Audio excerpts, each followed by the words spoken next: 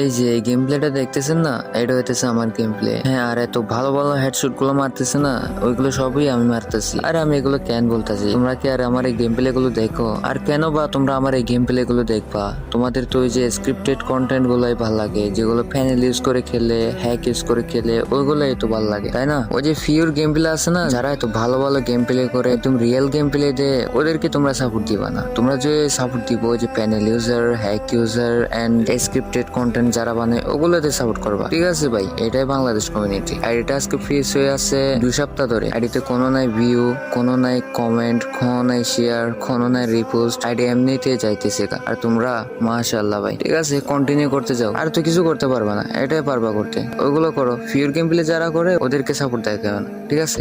আল্লাহ হাফেজ।